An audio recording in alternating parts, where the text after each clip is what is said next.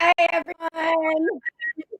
Thanks so much for attending tonight. It's such an exciting night because Faith Briggs, who is to this side of me, is a dear friend. My name is Clare Gallagher. I'm professional ultra runner, Patagonia ambassador, and POW Alliance member. And Faith Briggs is also a POW Alliance member. She has a long history with running that always didn't include trail running or 150 miles. And we'll get into that after the movie. But Faith, I'd love for you to introduce the movie. And I know Faith is extremely humble. She is very knowledgeable in representation, the history of American lands, public lands, especially with representation of non-white people in our public lands. So it's a real honor to have you and to share this film. Thanks, Claire. Hi, everyone. It's really exciting to be here tonight and seeing people saying hey in the chat and telling us where you're from. So thanks so much for being here. I know we're all in different places, but just wanted to start out saying I'm in Portland, Oregon, where I live. And this is the traditional ancestral homelands of the Chinook and the Multnomah and many other indigenous folks that have been in this area for years. And I just want to always be thankful to our original stewards. And yes, very excited to introduce the film This Land. I am the producer and also the subject. And the film was directed by Whit Hassett and Chelsea Jolly.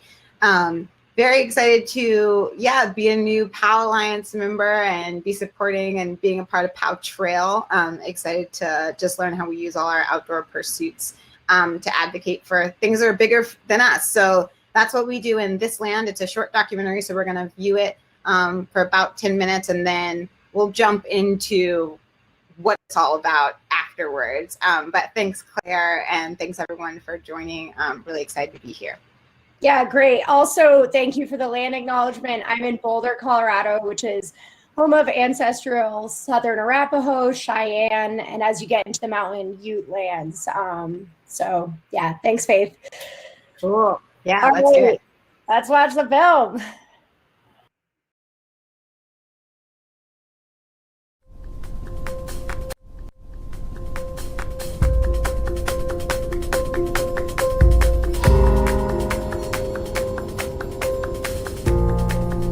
I'd never thought of myself as a conservationist. I actually used to think that conservation was a really privileged thing, and that, for people from historically marginalized communities, I had to think about people first. The battle now is saying, no, I am a conservationist, and redefining what that means.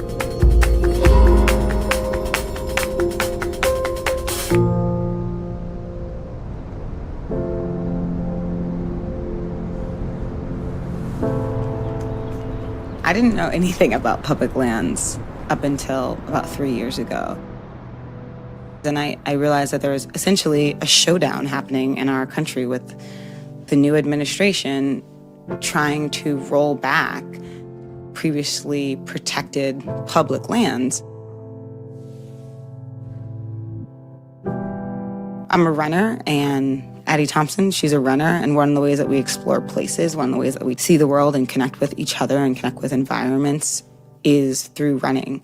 So we hatched this plan to leave on a running exploratory road trip from Portland, Oregon, down to New Mexico.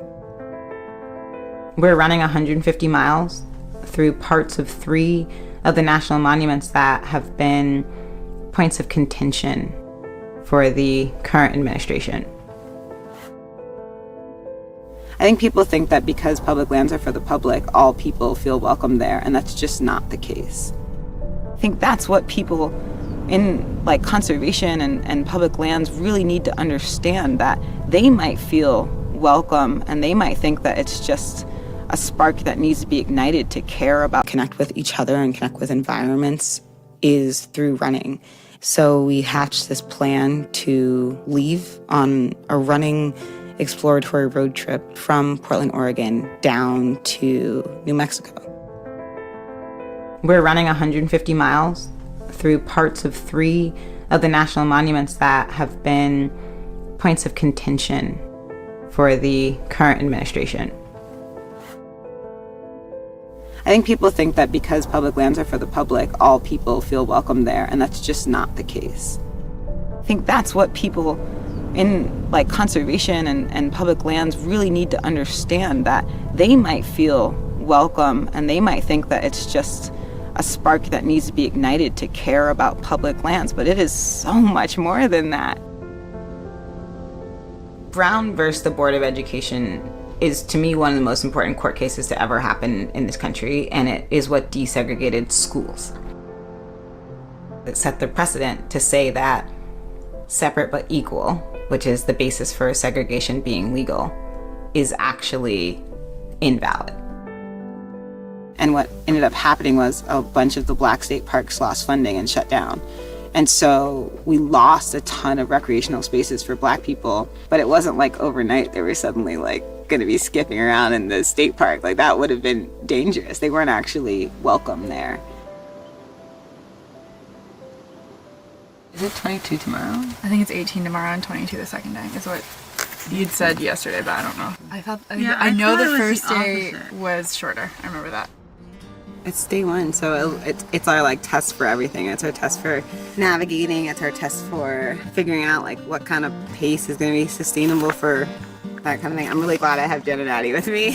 But yeah, I'm excited to start running. I ain't fit to be no mother. I ain't fit to be no wife. Yeah, I've been working. A national monument is a protected area of land that was protected under the Antiquities Act. But it's called a monument because it's protected in a different way than a national park would be protected. Oh, that was when we came out. Oh yeah, dude. Now we're navigating fucking uncharted shit. That's the problem. It like has water. What, it has the it's liquid up. inside? Yeah. All right, guys, what are we doing? Then we get to the second thing. Yeah. So I think that's what we should This do. might be another like surprise long day. Sorry. I just like I'm like, you know, it's hard. I don't want to talk about gender and politics and race in the outdoors on the trails in the mountains, but I mean, until we change them, we have to. People like the current administration are coming in and saying, cool, we'll just roll back these protections real quick. Just while no one's While looking. no one's paying attention. No one knows about it. When I tell people like what we're out here doing, why we're doing this, they're like, what do you mean redrawing borders? Or like, what are the monuments anyway?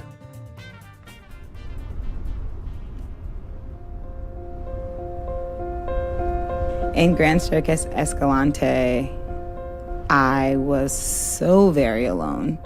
I was running in a place I'd never been before, and I was running in a place that's not set up for running.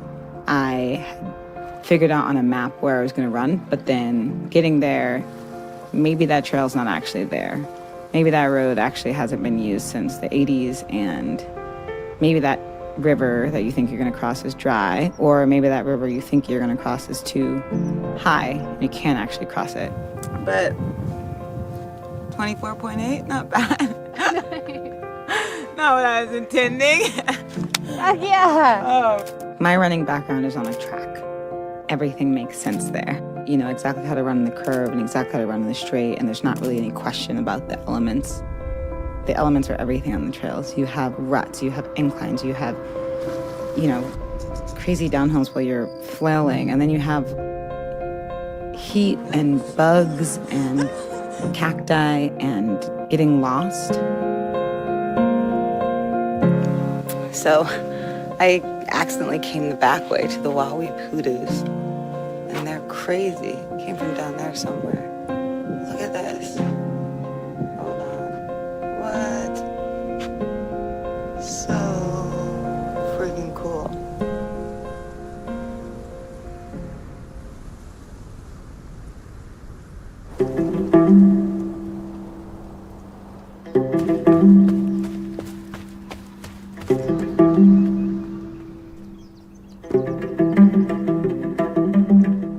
When I show up to conferences related to the outdoors, when I show up to town halls related to public lands, like, I am 98% of the time the only Black woman in the room.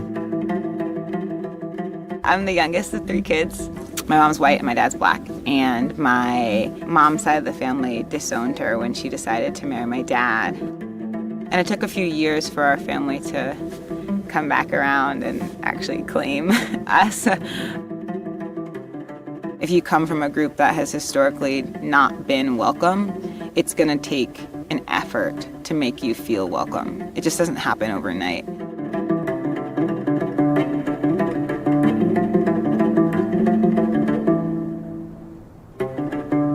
The national monuments are a representation of us to currently be able to say, what do we care about? These are relatively new national monuments. These are not the national monuments that were established in the early 1900s. These exist as they are now because people have decided to say, this is worth protecting and preserving.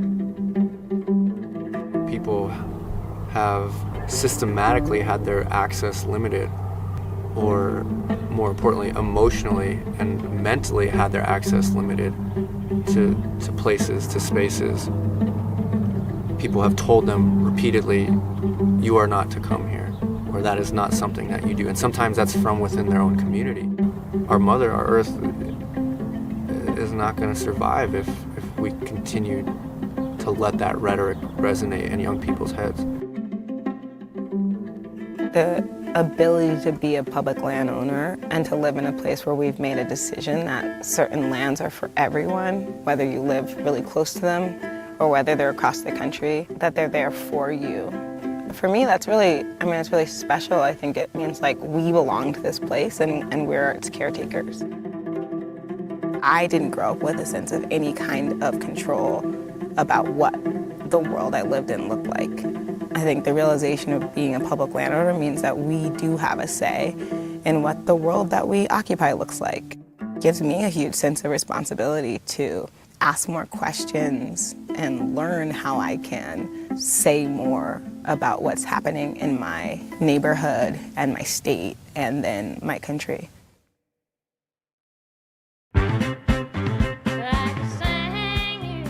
In a way, I guess this is what the whole journey has been about, is showing that you are welcome here.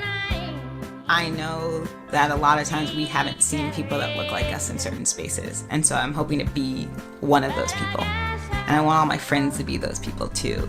And I want everyone to see someone that looks like them outside doing something they love and be inspired to do the same thing.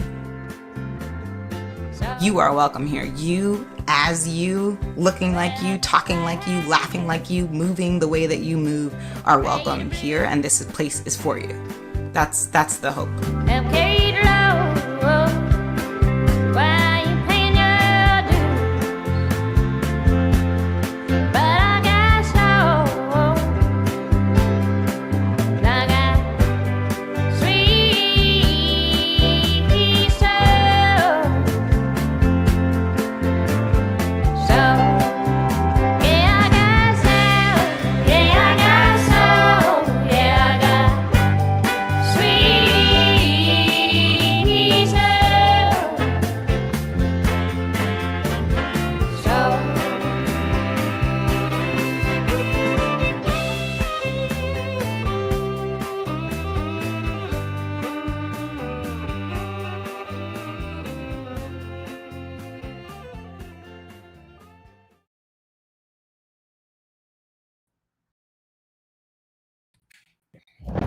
So good. It gives me chills every single time. I've told Faith this many times, but the soundtrack and the visuals are, as you all can probably agree with, are really moving. So thanks, Faith. Thank you. Yeah, it was so funny listening to it, watching this time and listening. I was like, because everyone doesn't know, but we really focused on having like a primary woman-led film team, and I kind of forgot that it extended even down to the music. So that's Valerie June you hear with the vocals. Colleen is this artist who's from Spain that we found via Spotify and reached out to. Cool. And Heather, whose name I'm forgetting right now, did some original composition for us also. So it's pretty exciting to be like, oh yeah, like, and we had a, awesome sound person, Luke Mathers, who did a lot of the finishing and added some like beats and sounds in there. But yeah. Oh, it's so good. Lady Power. So I'm curious, I think a lot of people could find your background into trail running really interesting, because a lot of us maybe, start running in national parks or national monuments, in these like really iconic, beautiful landscapes. But how did you get there, and what did your running look like when you started running?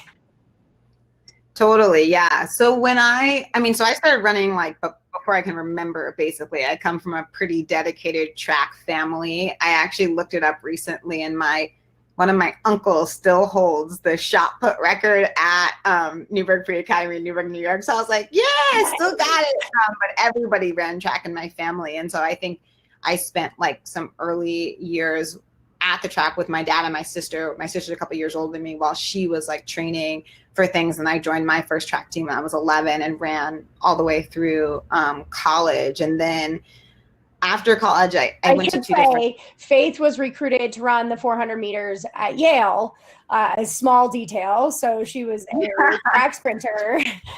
Yeah, totally. I mean, it's fun. I actually got to run into a few people like in Portland who I ran with in undergrad, which is exciting.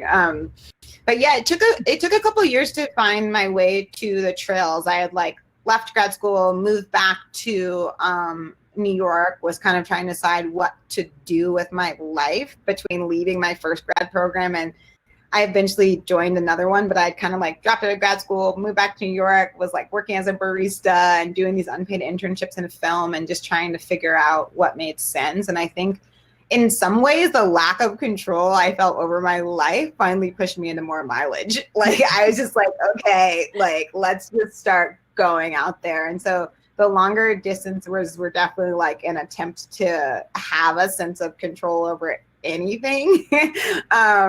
But my first trails were in Prospect Park, which has a little trail system that, isn't really like talked about that much. And I didn't know I was right. That's in Brooklyn, New York. Okay. Yeah. And I didn't even know it was like trail running. It was just like, I've done this loop a bunch. That's something I'll go run that way. Like, and I started doing that. And then a group of friends, had started something called Bin Trail, and I went for my first like trail weekend, and someone gave me, it was like all right, you signed up for Bin Trail. Here's this to-do list. Take it to REI and like get a hydration pack and get like trail running shoes. I had no idea what I was doing, but I ended up running up in Beacon, New York, Breakneck Ridge, and some places that people who like either climb or run know where the gunks are, know where Breakneck is, and like, it was amazing. And I'm from that area. I'm from the Hudson Valley, but I had never thought like running just belonged on a track. And then like hiking was a thing that occasionally would happen at these summer camps that I worked at, which was like for the trails. But both of those didn't come. I mean, I didn't go trailing for my first time until I was like 27, I think. And then moving out to Portland, Oregon, where it's kind of a part of the culture. Even if you're a road runner, we have Forest Park, which is in the metro area. It's got over 80 miles of trails. So like, even though really dedicated road runners will end up doing some trail running like as part of their training here. So it just became more a part of my life. Yeah. Wow. I love hearing transitions from track sprinters to trail runners. And anyone at any age can get into the trails. That's, I think, one of the most beautiful parts about trail running. I'm curious. So the film talks about public lands advocacy, but can you explain a little bit about the important crossover between public lands advocacy and environmental justice and social justice? I know that's like an extremely loaded question, but the film really touches on it. So can you just talk about that a little bit? Totally. Yeah. I mean, it's in a way, oh my God, Olivia's at Bin Trail. That's so funny. Yeah, I mean, when the film started, it was a loaded question, people didn't really understand what we were trying to do with the film because it felt like a loaded question for people. They're like, running, monuments, public lands, like race and identity, like this is a lot. And now I think people understand a lot more how those things connect. But I think for us, you know, the idea of who gets to be in what space, that was really part of what spurred the conversations. And Addie Thompson, who's in the beginning of the film, who you know as well, and we were training and running all the time together in Portland, and based on just the nature of both of our work, whether it's in representation or sustainability, et cetera, these were just the conversations we were having on the trail all the time. And Addie's here. But as women too, just being like, what does it mean to like take up space? What does it mean for us to be here? You know, our narratives aren't always seen in these public ways. So, you know, if we're not seen out here, the issues that affect us and the joy that we have, both of those things don't get to be shown in this space either. And so, you know, we kind of wanted to bring the identities that we have to the trails. And, you know, as you said, my background's in representation. I studied film and African-American studies in undergrad, and then with a focus on documentary journalism, and then got my master's in journalism and was doing things about, you know, Native American cultural appropriation in fashion, and learning English language for older immigrants and how difficult it is to like navigate cities. So just the idea of how our cultures there are barriers to access is something that I've always been so interested in. And I read this incredible book that I would highly suggest, that's usually sitting like right in reach. I think I just moved my books to the other side of the room, I realized, but it's called Black Faces, White Spaces by Dr. Carolyn Finney. And in reading it, it was kind of just mind-blowing to me. I was like, hold on, because it maps the environmental movement right next to these social justice movements. And you kind of understand why historically they were disconnected. And once I learned that, I was like, oh, so these things have been so disconnected. What does it mean for us to bring them together? And I think that's kind of why we wanted to start the film in that way. Yeah, I'm sure we'll get back into it. That's really interesting. And in that, did you have a target audience in mind? And I know it's sort of a strange question, but along with that, and someone in the chat asked, like, depending on who the target audience is, and regardless of the answer to that, how can especially people in a place of privilege, whether it's socioeconomic privilege, white privilege, be better allies in public lands? Totally. And I'm loving the questions we've been seeing in the chat.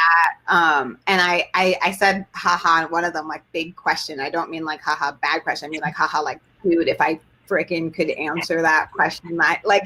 These are really like huge and important questions. And because we have those questions, in a way, my audience was myself, but it was also like someone who had never heard of national monuments before, because what was happening at the time, right, having moved from Brooklyn, New York to Portland, Oregon for what was supposed to be a 9-month gig, and it's 3.5 years, I'm still here. All of a sudden, like, conservation conversations were more a part of my day-to-day life. I was seeing them more, I was hearing them more, I was seeing terms more. And meanwhile, I would talk to friends back at home that were working in TV, that were lawyers, that were teachers, all kinds of things. And I'd be like, yeah, man, this national monument thing that's happening with the reduction of land. They'd be like, what are you talking about?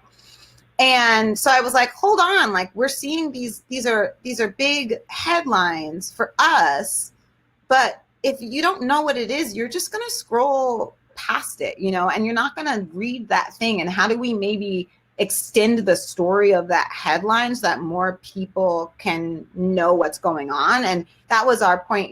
Addie and I both moved from the East Coast to the West Coast. And I felt like out here, those conversations were a lot more present, but I didn't know. I mean, we were literally Googling, like, where are these places? And like on Google Maps, I'm like trying to zoom in and be like, what is this? So my target audience was really the idea that someone that isn't necessarily a conservationist, someone that doesn't hear environmentalism or conservation and doesn't think, oh, that's me, like I belong in that place, I thought I was maybe proof of concept to say, if you are invited in to care, and if the education is made more available to you, you might be the next public lands advocate.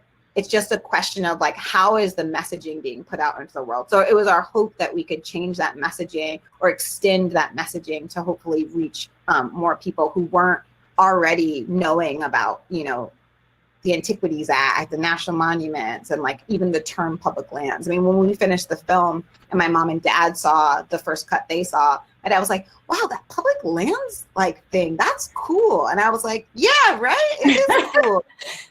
But you know, there are some people who walk around with like shirts that say public landowner, and that was really foreign for me at that time. It's so interesting. Something I feel like this film has struck such a chord in the last few months. You know, this film came out in March, but you've been on, in the past month, a nonstop tour with this film and with other films touching environmental justice with racial justice topics, which I think speaks to the fact that we need everyone to know their stake in public lands, regardless of where we live, of, you know, who we are, of our backgrounds. So I thank you for having incredible foresight, because like Faith said to everyone listening, this film was an idea multiple years ago. And along those lines, I guess going to the national monuments topic, I know a few people have asked, like, what's the difference between a national monument and a national park? And I guess we kind of should do a quick overview that I guess I can't see people's hands, but everyone remembers Bears Ears, right? And Faith, maybe I'll let you tag team this because you wrote a succinct answer. So Bears Ears was the seminal national monument that President Trump shrunk at the end of 2017 after President Obama had declared it a national monument in conjunction with a lot of tribal nations who are going to manage it. And this is in southeastern Utah. And then it didn't stop there. There are how many national monuments were on the chopping block, Faith? Like 27, I think was the number. Yeah, I'm trying to remember. And some marine monuments. And President Trump has shrunk also Grand Staircase Escalante, which you ran through in southern Utah. And so the difference is it's an issue in how they're made. Like the president creates a national monument through the Antiquities Act, and usually they can actually be legitimate structures like the Statue of Liberty, or they can be cultural historical sites like Bears Ears. Do you want to add anything to that, since you're kind of... Yeah. Well, I mean, it was interesting because I learned during the creation of the film these questions too. Like, I didn't know that what a national park was versus what a national monument was. And so, you know, one answer is that national monuments are created through the Antiquities Act of 1906. And I think Teddy Roosevelt was the first person who used it to do a larger swath. And then from there, it kind of set the precedent that larger areas of land could be protected, and that it could be done for various reasons. So national parks, for example, national parks are specifically for recreation. They're set up that way. They're creating trails. They're like doing things particularly to, and it was a old effort to kind of like celebrate America, and there's a lot of American exceptionalism tied up in that too. But you know, the national parks were created specifically for recreation, and national monuments are not. So there's a multitude of different reasons why a place can be designated. And in the film, for example, Cascade Siskiyou National Monument, that place was, which is in Southern Oregon, which is where we ran first in the film, was designated specifically because the incredible biodiversity that they have there, including, God, I'm going to forget the scientific word that means like a species that only lives in that place. Endemic. So the habitat, yes, including endemic species, exactly. And Claire and I are not experts, but we learn this stuff, and we like love to share as much as we can with other people. Escalante is really interesting. They're really proud of that monument of being like a place that talks about the culture of the West. And so it's interesting too, because For example, you'll see me running through a field of cows. Like there's ranching and there's still leased lands and things like that in the parks. And a lot of ranchers and farmers have decided like, hey, actually we want to like give up these leases and have it be part of the monument. But it's also like, he doesn't have to do that, right? So the monument doesn't say, hey, only this. It just says like, basically we'll stop the development where it is. So in Siskiyou, for example, there's still roads and stuff, but there won't be more roads made. And in Escalante, one of the cool things that we found out in talking to the previous Escalante Park director, Nicole Croft, and now we've been in touch with the new directors, is there's all these paleontological discoveries down there. So they had discovered over 20 yet to be named dinosaur species down there. Wow, that's I know.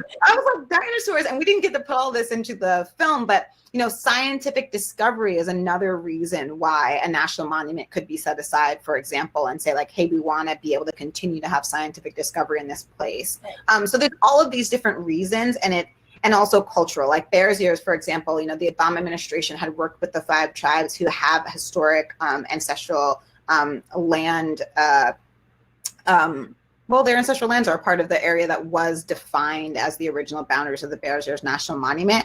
And I mean, you'll hear people that are like Ute and Navajo be like, yeah, we didn't usually work together, but we came together for this, right. You know, and it's not just about preserving the connection, but it's about creating a reconnection. So it's really about healing. You know, that monument was very much about healing and about reconnecting people with the lands that they had been forcibly disconnected from.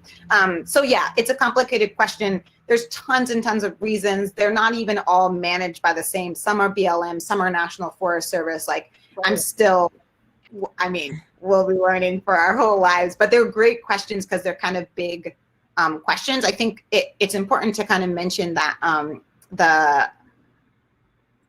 I'm like LCWF. I'm always like Land and Water Conservation Fund. Yeah. It's good to look that up, the LWCF, and learn what's happening close to you. It's a way to kind of take these conversations that are big and national in scale from National Park and National Monument and look at what's happening in your own county, because it's similar, like public pools and county parks. A lot of times it's managed in similar like ways. So you can kind of learn what's happening at a large scale and learn what's happening at a small scale too. That's a great point to include local parks, urban parks. Someone in the chat mentioned the importance of running on urban parks and acknowledging that, like Prospect Park in Brooklyn. So a great question came up, and I wonder about this as well. Someone said, what do you say to people who say, hey, I don't want to get involved with politics. I run, I ski, I hunt, I fish to escape politics. And along with that, I should let the audience know that you've lobbied, advocated in Washington, D.C. And yeah, can you tell us, I guess, what you would say to those people and how your personal experience actually lobbying on behalf of public lands, how that's been? Yeah, I mean, it's, you know, and Jen touches on it in the film. She's like, I don't want to talk about politics on the trail either, but we have to, right? We have to. And it's interesting, you know, and there's so many words that we're using more and more now and getting comfortable with that can be really like disquieting for people. Privilege being one of them, right? But like, you know, from the feminist movement and Black feminist movements, like have always grown up with the understanding that like the personal is political, right? I live in a political body, right? I navigate the world daily in a political body. So everywhere that I go and everything that I do is political. Particularly someone said in the chat, I think it was Hope, that was like, I didn't know that state parks had been segregated. But our entire country was segregated. And we think about it as like the inside, you know, like lunch counters from sit-ins and buses, the Montgomery bus boycott. But we don't learn also there were beach wait-ins where people were showing up and, you know, walking, like Black people were walking into beaches. And we have a photo from one of the wait-ins in the film for people to know that that was also a place that needed to be, you know, desegregated. So for me, it's like I live in a political body every single day. And if I'm in conversation with you, and you're on my team, then you know that you can't navigate this world in a way that's not political. And it's the same in so many ways, like for women too, you know, right? Like women in the movement, if you read Dorcetta Taylor's, it's called like The Rise of American Conservation, Power, Privilege, and something else. And hopefully someone really awesome can grab a link to that book too. But it's another one that talks about like even the places that women in environmental movements were delegated to. It was like we were allowed to be the botanists. We weren't allowed to be like other things, right? So it's like even the idea of like how do we create space for ourselves? A lot of things that people call political, like it's just existence for other people. So to say I don't want to get political is really a privilege. To say like I don't want to get involved. I don't want to have to think about whether the people don't have a choice to think about. Yeah, that's really, it's really real. Like, and I wonder, it kind of alludes to Thomas asked a question: how can group event organizers that are not directly talking about non-white groups or woman-centered groups or, basically historically disenfranchised groups be more inclusive? And I wonder, would you say that being frank about getting political is a way to do that? I would say, yeah, like I think I often think about like brands, for example, and partially because I chat with different brands sometimes, and they're like worried about losing their traditional audience. And I think for organizations and things, it can be very similar. Like we don't want to alienate our traditional audience. But I think that time and time again, what people find, and I think Aria is a good example because I had listened to a conversation with them where they were talking about the stats, but their Force of Nature campaign, it raised sales on both the women's side and the men's side. It was like sales were like 20% up for women and 10% up for men. So they were worried, but it like boosted things. So I mean that's on like a very money side of things.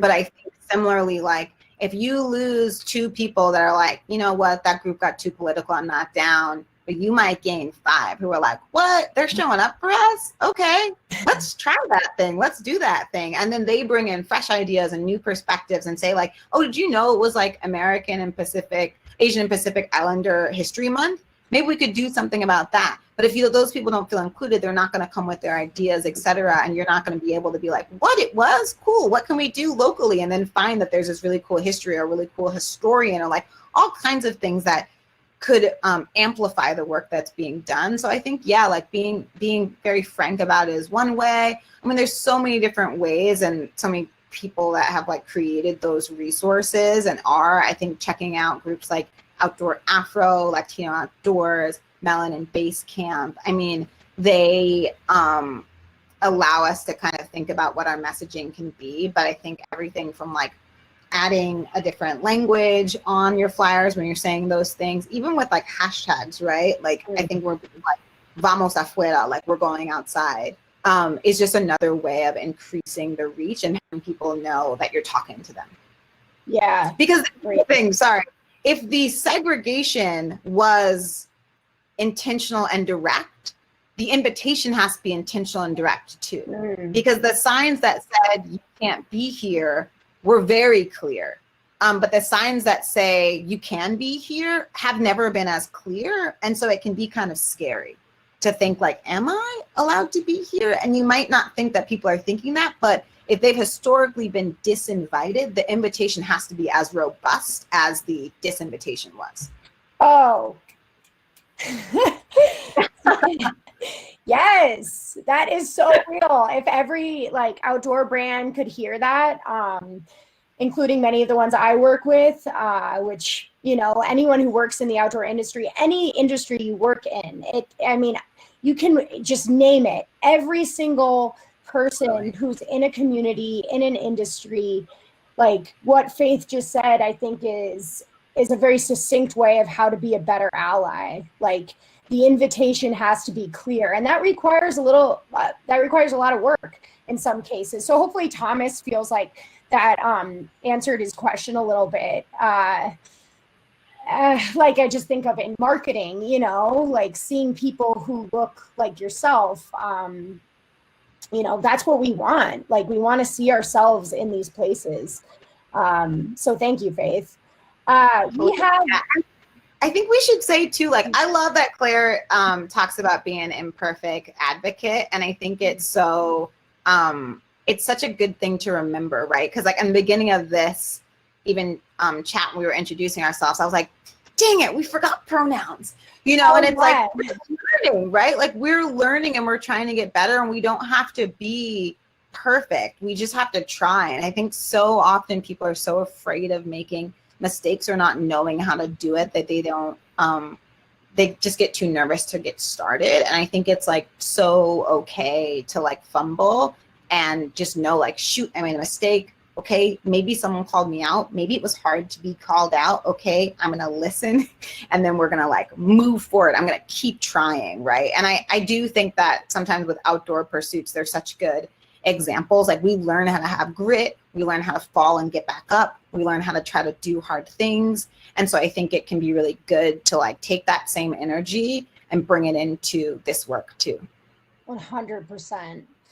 Oh, it's so it's just so nice to hear you talk about this. And I feel like everyone is saying the same thing in the chat, because it's an ongoing conversation, and I'll watch the film 100 more times, you know, I think in the next like year alone, to keep reminding ourselves. And one good way to start for people listening, you know, we acknowledged the Indigenous lands that we're both on, and there's this great website. It's called Native, here I can write it here, native-lands.ca. And that's just one way to start to dig into the Indigenous history, pre-colonization. And a reminder, a friend of both Faith and mine's, her name's Lydia Jennings, she reminded me today that colonization is still happening. You know, it's not a thing of the past. It's still happening day in, day out. And to remind ourselves of how we can notice it. You know, what is disenfranchising people, especially in the places we love to run and ski and hunt and fish and mountain bike. Okay, so I forgot to do a time check at the beginning. We technically were gonna end right now, but we'll go for 5 more minutes unless Well, I can ask you a question too. Okay. If we have to. Yeah. Because I feel like, so like I joined POW, and I'm not saying this just because Claire's here. Like I joined POW because I saw what Claire was doing, and I was like, how does she know all this stuff? I was like, Claire's out here, like she's running, she's lobbying, she's doing all this stuff. Like, how does she know all this stuff? And so I got really excited about the potential to work with POW, and it's why I joined the Athlete Alliance too, because I was like, the idea of being able to get looped into more information was so exciting. And so, I mean, you've spent a ton of time lobbying. I know you were talking to your representative, Nagoose, yesterday. You went up to the Arctic Wildlife National Refuge, and you were talking about that. And can you just talk a little bit about what you're doing, you know, in Colorado and beyond that, and maybe like why it's so cool and important for people to get involved in that way? Yeah, thanks. I mean, like you, and I think everyone on this call, you know, I feel so fired up. You know, I basically have a countdown in my head from November 3rd. And in Colorado, which is mostly a mail-in ballot state, you know, I'm thinking like mid-October, like that's when people need to be the most informed and educated on these issues. And that means it starts now, like these conversations with our family and friends about who we want representing us in DC or at the state level or at the local level matters now. So I had the pleasure of talking with the honor. I have an amazing representative, District 2 in Colorado, Joe Nagoose, and he was a leader on this bill called the Colorado Outdoor Recreation Economy Act. It's like sexy name is the CORE Act. And it passed in the House of Representatives. It would protect 400,000 acres in mountain towns in Colorado, rural towns that rely largely on outdoor tourism. And it's not passed in the Senate yet. We hear things like the do nothing Senate, I mean, really isn't doing anything when it comes to, yes, the Great American Outdoors Act did pass, and I will say thank you, for getting that passed, but that should have never been backlogged in the first place. I think we have to be careful to give people too much credit when that never even should have been not passed in the first place. So going back to Colorado, the CORE Act really needs a senator on the Natural Resources Committee that will give a hearing to this act to get it followed through. And I'm sure, we could go down the list of states, and Oregon, I know, has a ton of issues. Everyone on this call knows their states have particular issues in DC, and what are your representatives doing about it? So that's what I do. I love that. And I love, I think back to the imperfect advocate thing, just knowing that you don't have to know what to say. You can literally be representative in my state. You can put that in, you can Google it, you can find the email address, and you can just be hey, representative, whoever your person is, and just be I want to know what we're doing about public lands. I want to know what we're doing about social justice. I want to know what we're doing about whatever the issue is, local county parks. What are we doing about climate? What are we doing about air quality? And how can we be the leading state in less asthma based on air pollution? Right.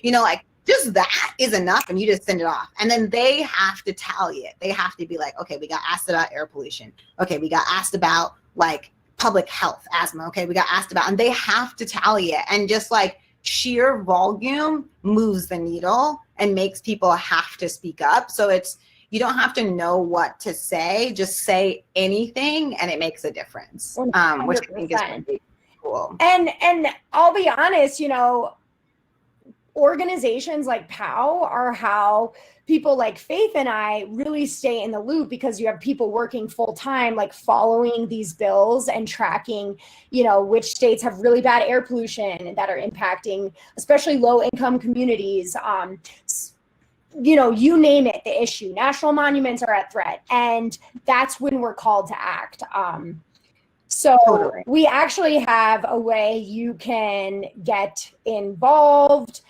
Basically, this is the app POW is going to be using up until elections, and it's a way to get your friends in the loop. It's a friend-to-friend app, which has been shown to be more effective.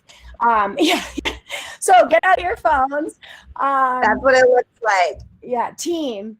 And Faith, before we sign off, I can't thank you enough. You are so badass.